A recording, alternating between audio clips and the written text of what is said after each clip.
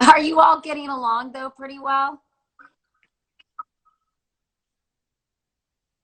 We're getting along good with the kids, and we're getting along good with the adults we're friends with. We've This has been stressful for Mama and for Dad. mom and dad, we've been at each other's throats real bad, Really? real bad over the last couple. Oh yeah. Yeah, it just ended like 8 minutes ago. This is Perfect timing. this is as physically close as we've been in a couple days because we've just found each other revolting. Yeah.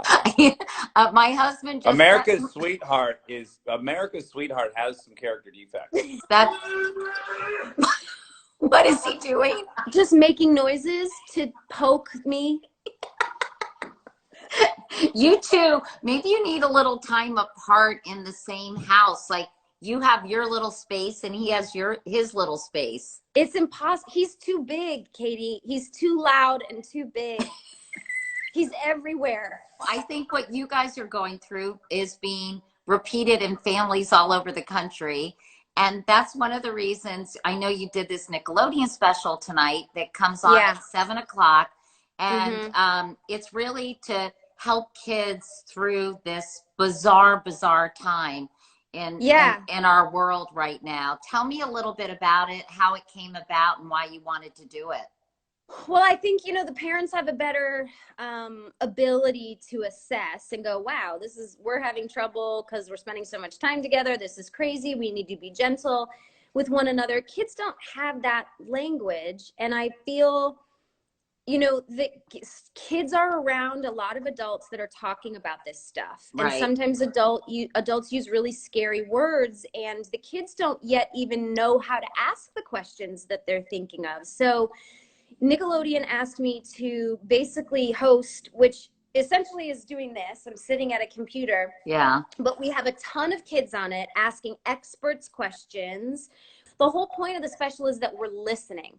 They're in charge and we're listening. Then we go into the emotional part of it because look, like kids are worried about missing their summer camps. They're missing their birthdays. My daughter's birthday was on Friday, and like it was a bummer. We did a big Zoom class party and had, all the parents on FaceTime, but it wasn't really the same. And it's nothing to feel sorry for, but it's okay to feel sorry for.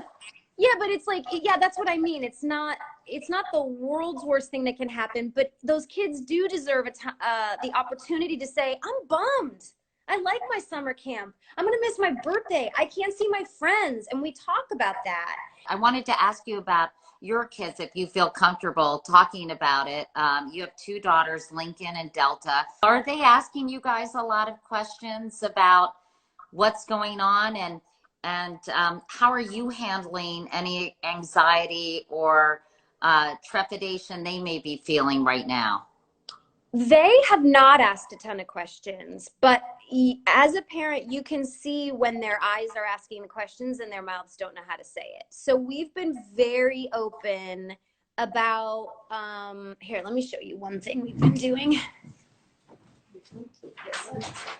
We've been very open about telling them what the disease is, and they talk about germs enough in school and washing your hands that they understood the initial concept, but we said this one's worse, and it's especially worse if you're older. We've tried to give them an opportunity to ask questions, but it hasn't really happened. It's kind of strange. Like 5 and 7, they're still a little nervous to ask things, but what I'm trying to do is err on what we're doing and why those are positive steps. So right. They focus on the helpers and not the scary things. So we've been drawing our projects like this. It says we are going to flatten the curve. Cute. And I showed them the Wall Street Journal pictures of what the curve would look like if we didn't all stay home. And I said, this represents how many people might have to go to the hospital. I've showed them the diagrams that I think they'll understand because they're really visual learners. And then I've kind of just said, if you have any other questions, you can always ask me. And if you feel sad about not seeing your friends, you can tell me and we'll Zoom with them. And then the other day, I actually found my 5-year-old. She came out of the bathroom and announced, I did it.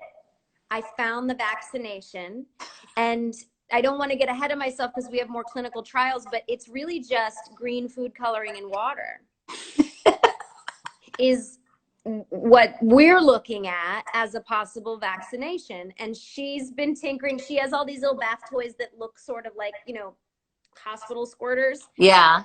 So she's been playing scientist, and I actually think it's okay that this disease is on her mind so much, because whatever imagination game she's playing in the bathroom where she's using colored dyes, she's pretending she's a scientist that has a cure. We've watched Contagion 3 times this week. Really? Yeah. Wow, you are real gluttons for punishment. How eerie is it? How on the nose it is. It's insane. What? It's insane. 3 times, so I'm going to cut you all off. Okay, we're done watching Contagion. It's too much. Yeah, have you watched Tiger King? Of course. My husband is campaigning to play the Tiger King. He would be awesome. I was thinking about that. He has the bangs for the role.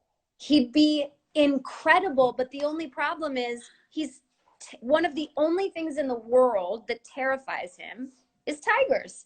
Oh. So I think that he said he was lying in bed the other night talking about this and said, I could do the role if I had to be around baby tigers, but would you be around a big live tiger? I don't think so. He says he doesn't think so. Oh. So we're going to have to talk to someone who knows how to CG these tigers. Yeah, because he would be incredible, honestly. Oh, he'd be unreal. Who was talking about playing the woman in it? Carol Baskin. Carol Baskin? I think, I just saw that I just had a brain fart about Kate McKinnon? Yes, thank you, Kate McKinnon. Oh, I'm already at the theater for this movie. I know. I'm already in the theater waiting. It would be awesome. Well, I'm not going to take too much of your time because I know you want to get back to that family of yours, Kristen, but I appreciate the break, Katie. Don't let me go. Okay.